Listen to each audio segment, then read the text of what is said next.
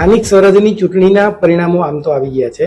2027માં વિધાનસભાની ચૂંટણી થવાની છે અને આ ચૂંટણી અત્યારે એની સેમીફાઇનલ કહી શકાય. આ ચૂંટણીના જે પરિણામો આવ્યા એના કેટલાક સૂચિતાર્થો છે. ભાજપ, કોંગ્રેસ, આમ આદમી પાર્ટી અને પ્રજા માટે આ શું સંકેત આપે છે અને શું સૂચવે છે એની આજે આપણે ટૂંકમાં વાત કરીએ.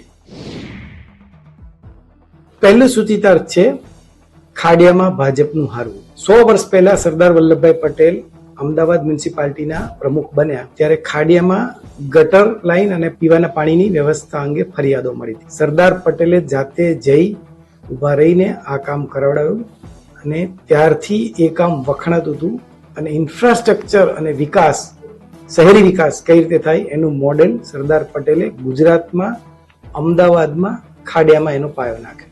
હું ચોક્કસ કહી શકું કે ખાડિયામાં ભાજપનું હારવું એ ભાજપના શીર્ષસ્થ નેતૃત્વને બિલકુલ નહીં ગમ્યું હોય. નરેન્દ્રભાઈ કે અમિતભાઈને આ વસ્તુ ન ગમી હોય. ખાડિયા વોર્ડમાં 4 બેઠક પર હારવું એના 2 સંકેત ક્લિયર છે. એક, એન્ટી ઇન્કમ્બન્સી અને જૂથબંધી. દિવ્ય ભાસ્કરના ગ્રાઉન્ડ રિપોર્ટમાં આ જ વાત લોકોએ કહી હતી કે પીવાના પાણીની સમસ્યા છે, ગટર લાઇનની સમસ્યા છે.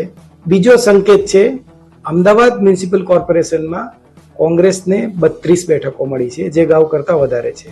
અમદાવાદ શહેરમાં કોંગ્રેસની 32 બેઠકો આવી એ પણ કોંગ્રેસ માટે એક પ્રાણ ફૂંકવા સમાન છે અને ભાજપ માટે એલાર્મ છે. ત્રીજું પરિણામ એવું છે, જામનગરમાં મુસ્લિમ ઉમેદવારો જીત્યા છે ભાજપની સીટ પર. 2 મુસ્લિમ ઉમેદવારો જેલમાં રહીને જીત્યા છે જામનગરમાંથી.